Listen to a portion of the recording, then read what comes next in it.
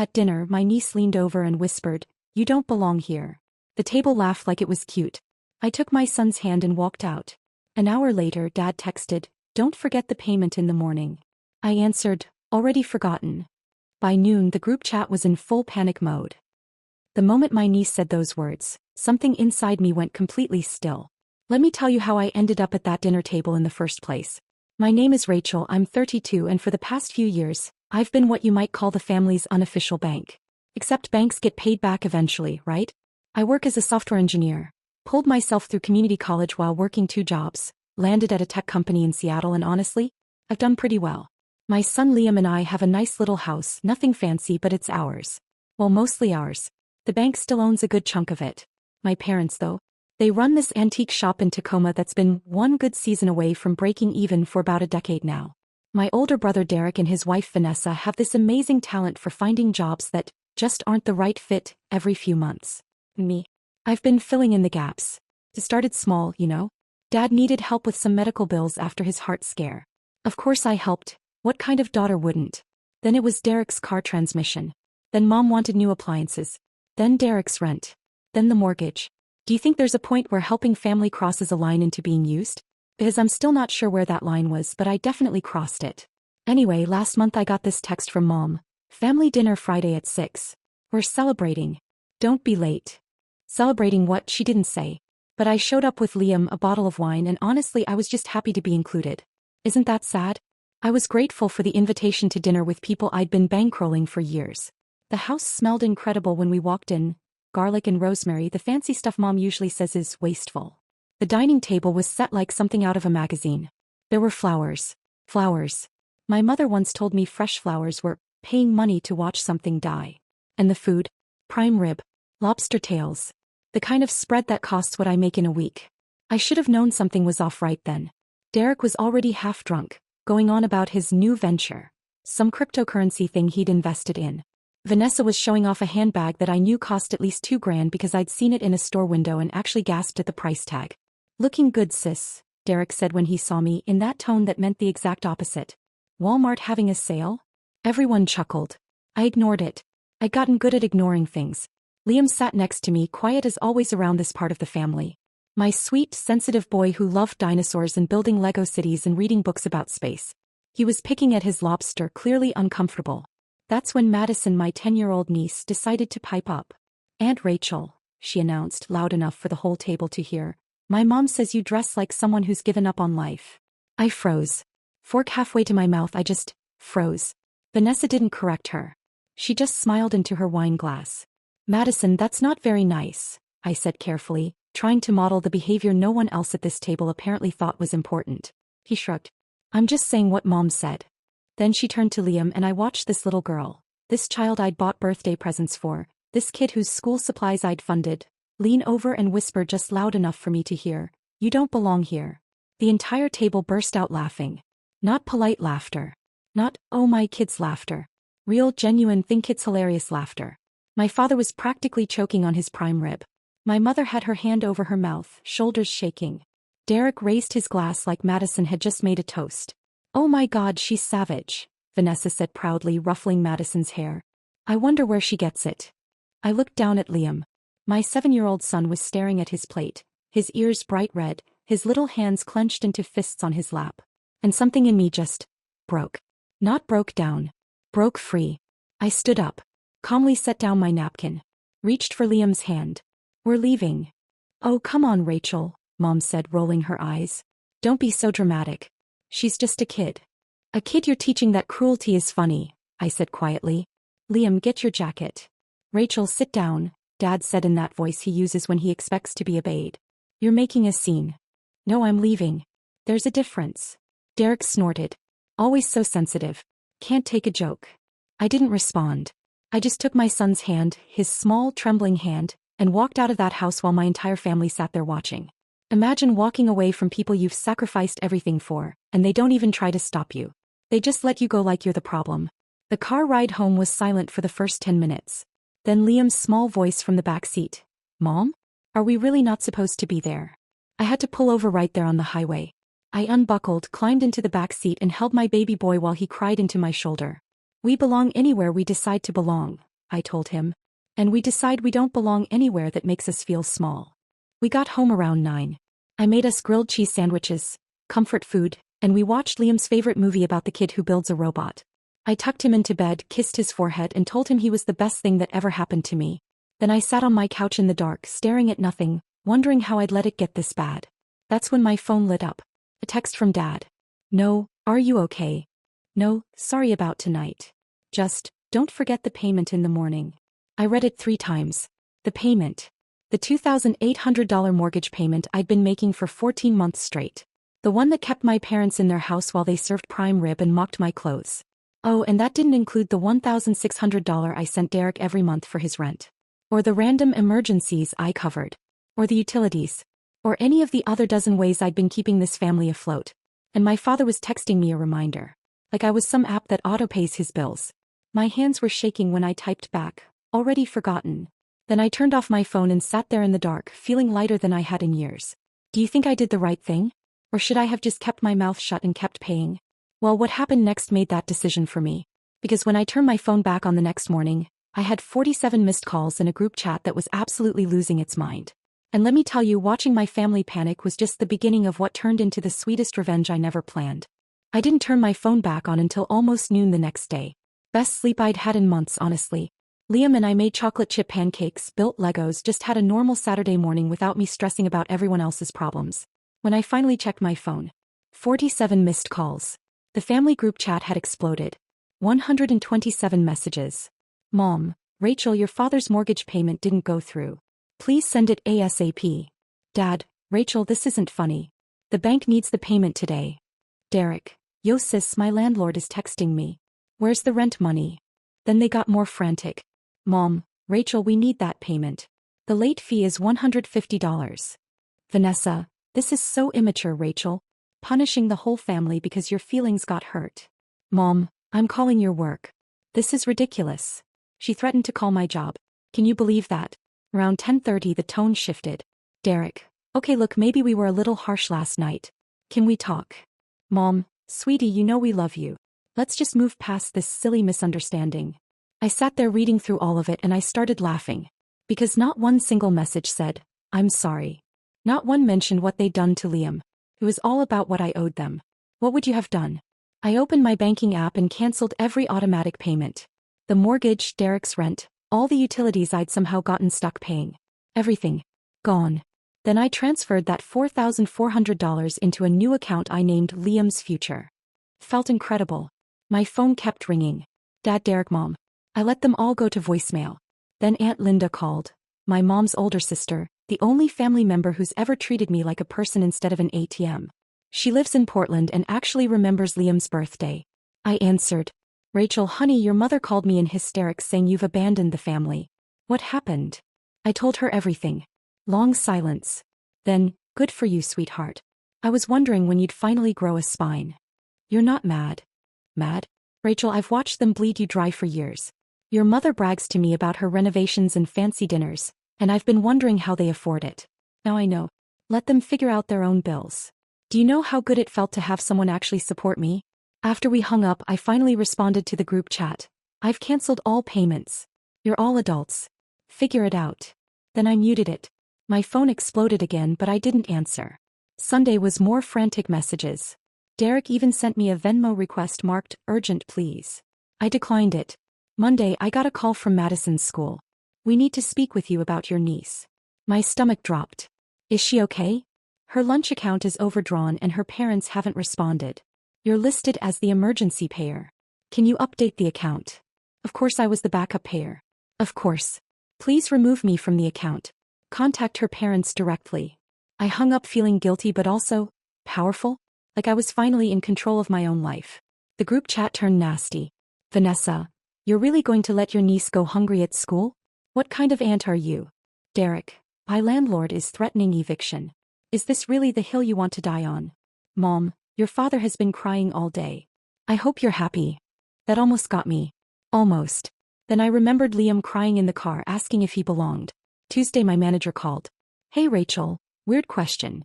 Your mother called asking us to advance your paycheck for a family emergency? I was mortified. There's no emergency, Mark. I'm so sorry. Figured. Just wanted to give you a heads up. She called my workplace.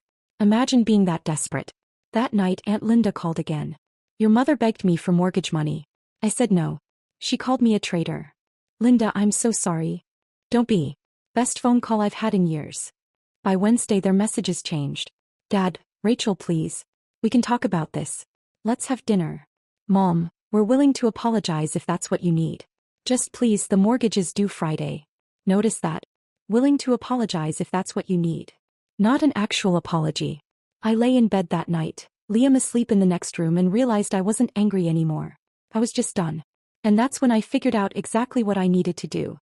Thursday morning I sent one message to the group chat. One sentence that changed everything. Do you think they finally understood what they'd done wrong? Or do you think they just wanted their money back? What I said set off a chain reaction I never expected. Because Friday evening they all showed up at my door, uninvited, and what happened next was either going to destroy my family forever or maybe, just maybe, actually fix something that had been broken for years. Thursday morning I sent one message to the group chat. If you want to talk, we meet on my terms. My house Friday at 7 p.m. Everyone comes or nobody gets anything. Then I added, bring Madison. She needs to hear this too. Mom, of course sweetie.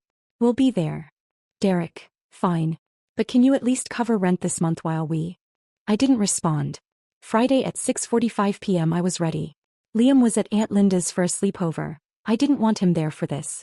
The house was clean, coffee was made, and I knew exactly what I was going to say.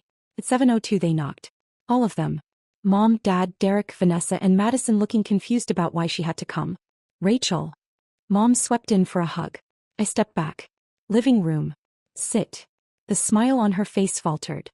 Honey, there's no need to. Sit down. They sat. I stood. I'm guessing you're here because you need money, I said. We're here because we're family, Dad started. Right. Family. Let me tell you what I did this week. I pulled out my phone and showed them my notes app. $86,340. That's how much I've paid for you all over the past 2 years. Mortgage, rent, utilities, car repairs, medical bills, Madison's school expenses, emergency loans never paid back. Mom went pale. That can't be right. I have bank statements. Derek, you alone owe me $38,400 in rent payments. Vanessa shifted. We were going to pay you back once Derek's business. Which business? The crypto? The dropshipping? The life coaching certification he never finished. Derek's face went red. That's not fair. What's not fair is that you spent my money on a $2,000 handbag while I ate ramen to make sure Liam had what he needs. Vanessa touched her purse guiltily. Do you think I was being too harsh? But I didn't ask you here for repayment, I continued. I know I'm never seeing that money again. You're here because last Friday, you laughed while a 10-year-old told my son he doesn't belong. And not one of you has actually apologized. Silence. Madison, I said. Do you remember what you said to Liam? She looked down. I said he doesn't belong. And why did you say that? She glanced at her mother. Because Mom said you and Liam were embarrassing and we had to pretend to like you because you give us money. Dead silence. Vanessa's head snapped up. Madison. I never. You did. You say it all the time. You and Dad call her. She stopped. Call me what? I asked quietly. The piggy bank, Madison whispered. My brother couldn't even look at me. Here's what's going to happen, I said. I'm done paying for anything. Your mortgage, your rent, your utilities, all of it. Done. Rachel, please, Mom started. I'm not finished. Dad, you're 63. You should have retired by now. When were you going to tell me the shop hasn't made a profit in 4 years? His mouth opened. Nothing came out. I called your accountant. The shop is $40,000 in debt. You've been using my mortgage payments to cover business loans. Mom gasped. And Derek? Your landlord told me you haven't paid rent with your own money in 3 years. Every month you wait for me to send it. I lost my job, Derek started. 3 years ago. Since then you've had 6 jobs and quit them all because they were beneath you.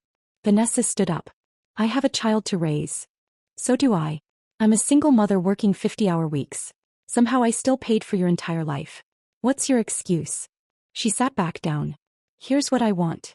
Not money, I want you to survive on your own. Dad, make the shop work or sell it and get a regular job. Derek, keep one job for more than 3 months. Mom, stop pretending everything is fine. And if we can't? Dad asked quietly. Then you downsize. Sell the house, get an apartment. You figure it out like adults. I looked at Madison. And you teach your daughter that people aren't ATMs. What about the mortgage payment? Mom whispered. It's due tomorrow. That's your problem now. Rachel will lose the house. Maybe. Or maybe you'll finally call the bank and work out a payment plan. But that's not my emergency anymore. Derek stood up. You're being vindictive. We made one mistake. One mistake. You've made 1,000. Last Friday was just the first one I couldn't ignore. What would you have done? They left. Mom cried. Dad couldn't look at me. Derek called me selfish under his breath. I heard it. Madison stopped at the door. Aunt Rachel? I'm sorry. About what I said to Liam. I knelt down. Thank you, sweetie. That means a lot. Are you still my aunt? Always. But your parents need to learn to take care of you themselves. After they left, I sat in my quiet house and waited to feel guilty. It didn't come. Said I felt free. Aunt Linda called around 9. How'd it go? I told them everything. Cut them off completely. Good. How do you feel? Terrified. What if they really do lose the house? Then they lose it. Rachel, you can't set yourself on fire to keep them warm. Saturday morning, I woke up to a text from Madison's number, but clearly written by Vanessa. Madison had to pack a lunch from home today. She was humiliated. Hope you're proud of yourself. I deleted it. What happened next? My family was about to learn what struggle actually means. And some of them rose to the occasion in ways I never expected. But one of them tried something so manipulative, so calculated, that it almost made me question everything. The first week was silent. No calls, no texts, nothing. It made me nervous. Were they okay? But Aunt Linda kept me grounded. They're fine, Rachel. They're just sulking because their free ride ended. By week 2 I started seeing signs of life. Dad posted on Facebook about a big sale at the antique shop. Everything 40% off. Mom posted a photo at what looked like a job interview with the caption, New Adventures at 61. Wish me luck. I stared at that photo for a long time. My mother hadn't worked outside the shop in over 20 years. Derek though, nothing. Complete radio silence. That should have been my first clue. 2.5 weeks later I was at the grocery store when I ran into my old neighbor, Patricia. Rachel. Oh honey, how are you holding up? I frowned. I'm fine. Why? Oh, I just thought, with your father in the hospital and everything. My blood went cold. What? Your dad had a heart attack. Derek posted about it in the neighborhood group. I thought you knew. I could barely dial Dad's number, my hands were shaking so hard. He answered on the second ring. Hello. Dad. Patricia said you had a heart attack. What? Rachel, I'm fine. I'm at the shop right now. Who told you that? Derek posted it on Facebook. Long silence. He did what? I hung up and checked Facebook. There was. Derek Parker, please keep my father in your thoughts. He suffered a heart attack this morning due to extreme stress from financial strain. Unfortunately, family circumstances have made this worse. We're asking for privacy. The comments were full of prayers and support. And this. Mrs. Chin, tell your sister Rachel we're thinking of her. Derek Parker, we've tried reaching out to Rachel but she's been unavailable. He was making me look like I'd abandoned my dying father. I screenshot everything and sent it to the family group chat. Dad's at the shop right now. Want to explain this, Derek? Dad called immediately. Rachel, I'm handling this. I'm calling him now. Let me guess, he needs money and thought this would guilt me into sending it? His landlord filed for eviction yesterday. He's got 7 days. There was. That's not my problem anymore, Dad. I know. And I'm not asking you to fix it. I'm sorry. I didn't raise him to be like this. Dad had never apologized for Derek before. Within an hour, Dad posted a correction in the group. Derek's post disappeared. But I'd already gotten 12 messages from concerned family friends asking why I wasn't at the hospital. Imagine that. My own brother lied about our father's health to manipulate me. That night Vanessa called. Rachel, please. We're going to be homeless. Madison's already upset about changing schools. Changing schools. We're moving in with my mother in Spokane. We have no choice. Then you have a plan. Good. This is what you wanted, isn't it? To see us suffer. No. I wanted you to stand on your own 2 feet. She hung up. 3 days later Mom called. Rachel, I got the job. What job? The dental office. Part-time administrative work. I start Monday. I felt an unexpected surge of pride. Mom, that's great. Your father and I talked. Really talked. We're selling the house. We found a condo closer to the shop. The mortgage will be half what we're paying now. You're actually doing it? We should have done it years ago. Her voice cracked. I'm sorry, Rachel. I'm sorry we made you responsible for our lives. I'd waited so long to hear those words. Thank you, I whispered. Will you come to dinner? Just you and Liam? I want to apologize to him too. Properly. Let me think about it. That weekend I showed Aunt Linda everything about Derek's fake heart attack post. That boy needs therapy, she muttered. What's he doing now? Moving to Spokane with Vanessa's mother. Good. Distance will do him good. Monday morning, Mom texted a photo of herself in scrubs at the dental office, giving a thumbs up. She looked nervous but happy. Dad sent me a listing for their condo. Closing in 3 weeks. Wish us luck. I stared at those messages. My parents were actually changing. Actually trying. But was it enough? Could I forgive them? Could I trust this wasn't just temporary? Because here's what nobody tells you about cutting off family. The hardest part isn't walking away. It's deciding whether to come back. What happened next? When I finally agreed to that dinner, when Madison showed up at my door with something unexpected, when Derek made one final play, that's when I had to make the biggest decision of all. Did my family actually change? Or were they just better at pretending? I agreed to the dinner. Not for them, for me. I needed to see if this was real. The Saturday before Thanksgiving, Liam and I drove to my parents' new condo. It was a modest 2-bedroom, nothing like the house they'd been clinging to. Mom answered the door in jeans and a sweater. No jewelry, no designer anything. Hooked, relaxed. She knelt down to Liam's level. Sweetheart, I owe you an apology. What happened at that dinner was wrong. You belong anywhere you want to be, and I'm sorry we made you feel otherwise. Liam looked up at me. I nodded. He hugged her. I wasn't expecting that to hit me so hard. Dad was in the kitchen making spaghetti. Not prime rib. Just simple pasta with garlic bread. It's all I know how to make, he said sheepishly. Your mother's been teaching me. We sat down to eat. It was awkward at first, but slowly we started really talking. The shop is doing better, Dad said. Turns out when you actually have to make money, you get creative. I started selling online. And I love my job, Mom added. It's nice to feel useful again. Dad set down his fork. Rachel, we failed you. For years. We treated you like a solution instead of a daughter. Mom's eyes filled with tears. And we let Derek do the same thing. We enabled him because it was easier. Speaking of Derek, I said carefully. Have you heard from him? They exchanged a look. He calls every few days asking for money, Dad said. We keep saying no. It's hard. But necessary. After dinner, Liam fell asleep on their couch. The 3 of us sat on the balcony with coffee. Why now? I asked. Why change after all this time? Dad was quiet. That night you showed us that number. $86000. I couldn't sleep. I kept thinking about what kind of father lets his daughter sacrifice that much. When you cut us off, Mom added, I realized I'd forgotten how to survive. You'd made it so easy for us to be helpless. You forced us to remember who we were, Dad said. I need time, I said. I can't just forget everything. We're not asking you to, Mom said.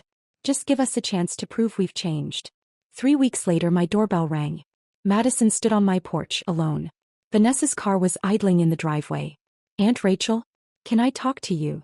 She handed me an envelope. It's all my Christmas money from Grandma and Grandpa. $150.